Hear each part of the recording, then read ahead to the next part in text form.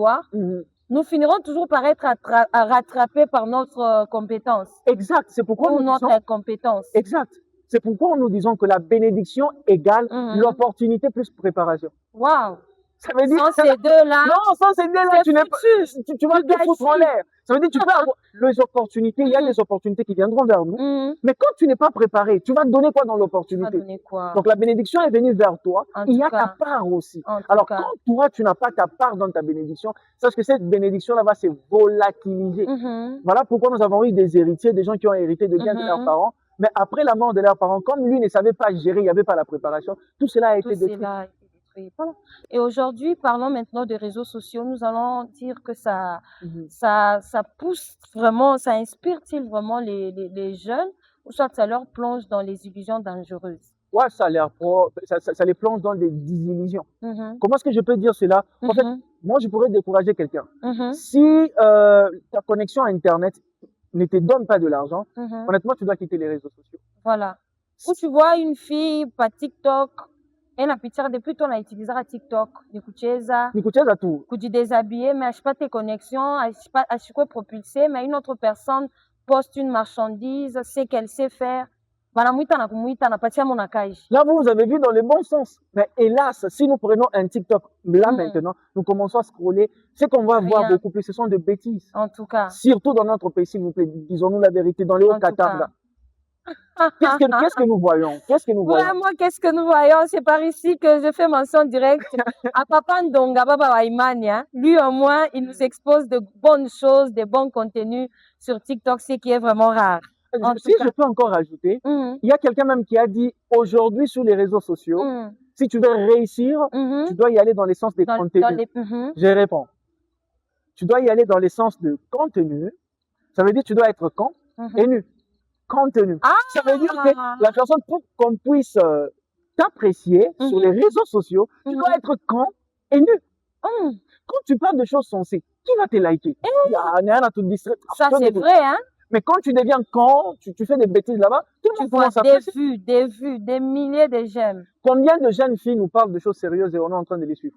Mais tous ceux qui nous dansent là à moitié nus. On les appelle même influenceuses. Même vous avez touché ce point-là. En quoi est-ce qu'elles sont des influenceuses? En tout cas. En quoi est-ce qu'elles sont des influenceuses? Elles influencent en quoi? Si influencer, c'est synonyme de dire que nous devons se déshabiller et tout. Quelle est l'éducation que nous donnons à nos enfants? En tout cas. Si c'est vraiment ça. Mais comme ce n'est pas les vifs du sujet, on pourra dire que les réseaux sociaux aujourd'hui, qui, par exemple, de notre côté, dans les digitales, vous pouvez gagner de l'argent avec les réseaux sociaux. Toi, jeune qui est en train de me suivre, les réseaux sociaux ne sont pas une distraction. Non. Tu n'es pas simplement là pour scroller. Regarde combien ça te prend par mois. Si ça ne te rapporte pas l'équivalent de l'argent que tu dépenses pour le méga, s'il te plaît, prends cet argent-là, investis. En tout cas. Investis, s'il te plaît. Tu peux commencer une affaire avec ton argent de méga là-bas. À un moment, j'ai échangé avec les jeunes, je les ai dit, tu sais, tu peux fermer ta connexion pendant un mois et tu as un petit capital. Vraiment? Il y a certains qui dépensent même $50 par mois pour la connexion. Exact. Et puis vous allez entendre les gens qui disent que mon Congo mon amakaji frère. Vraiment. En tout cas. Et par rapport à ça, on va dire que la jeunesse manque vraiment de repères, ou soit est-elle vraiment abandonnée? Ah bon, la jeunesse, pour dire vrai, elle est abandonnée et puis elle manque aussi des repères. Tous les deux. Ouais. Bon, pour dire vrai, quand on dit la jeunesse elle est abandonnée, qui devrait prendre la jeunesse en main? Qui? Déjà, c'est la question qu'il faut se poser. Ceux qui devaient être leurs repères. Bon, les repères, il y en a toujours. Pas simplement ici au pays, mais tu peux choisir quelqu'un qui dit celui-ci devient mon repère. Wow. Mais on a plus tendance à choisir ceux qui sont dans les mal comme repères plutôt que ceux qui font du bien. Les exceptions ne manquent jamais. Même ici dans notre pays, il y a les gens, les jeunes qui sont en train de se démarquer. Mais est-ce que les jeunes qui sont en train de me suivre là sont en train de suivre ces repères-là? Non. Ils préfèrent ce qui est facile. Vraiment. Nous sommes en train déjà de chuter. C'est par ici qu'on va vraiment s'arrêter aujourd'hui. Alors, coach, je vais vous demander de fixer votre regard à la caméra. S'il y a vraiment une vérité que vous avez à dire à la jeunesse qui nous suit, qui nous regarde en ce moment, et la vérité que la jeunesse congolaise, tout comme la jeunesse de manière générale, n'aimerait pas entendre, mais que vous aimeriez quand même leur dire, ça sera laquelle? S'il y a une vérité que je dois dire ou dire à toi, jeune qui est en train de me regarder en ces instants précis, ça serait de te dire, frère, sœur, tu es responsable de ta propre vie. Vraiment. Ton échec ne dépend plus de tes parents, ton échec ne dépend plus de l'environnement où tu es en train de vivre, parce que c'est un choix que tu as eu à faire. En tout cas. Donc aujourd'hui, tu ne peux plus accuser ta famille pour dire que je suis venu d'une famille pauvre. Il y a des gens qui sont issus de familles plus pauvres, plus pauvres plutôt que la sienne, mais ils sont en train de se démarquer. Tu dois prendre les bonnes décisions et comprendre que ta vie ne dépend que de toi et de toi uniquement. Waouh! Voilà. Ça sera tout pour aujourd'hui. Au cœur du sujet, ça a été un réel plaisir de partager avec le coach Christian Aristote. En grosso modo, quel est votre dernier mot et dernier message à passer à toutes ces personnes qui nous suivent?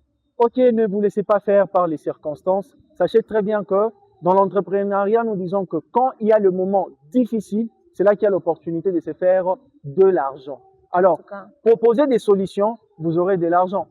Madame Douciel, je pourrais même dire, les trocs n'a jamais disparu, c'est juste qu'il a été changé. Wow. Dans l'ancien temps, qu'est-ce que les gens étaient en train de faire? Tu as du maïs et toi tu as des arachides, vous allez faire quoi? Échanger.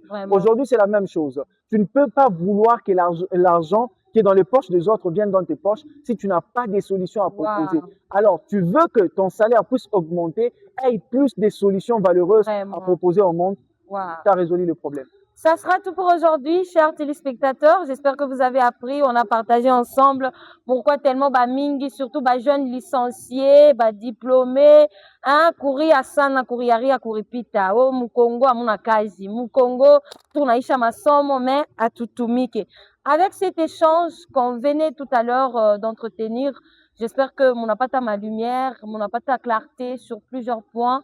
Hein, il est quoi à tout inquiéter. Ça sera tout pour aujourd'hui. D'ici jusque-là, portez-vous bien. C'était au cœur du sujet, votre espace où nous disons tout haut ce qui se dit tout bas dans les coulisses, où nous venons éclairer l'opinion publique.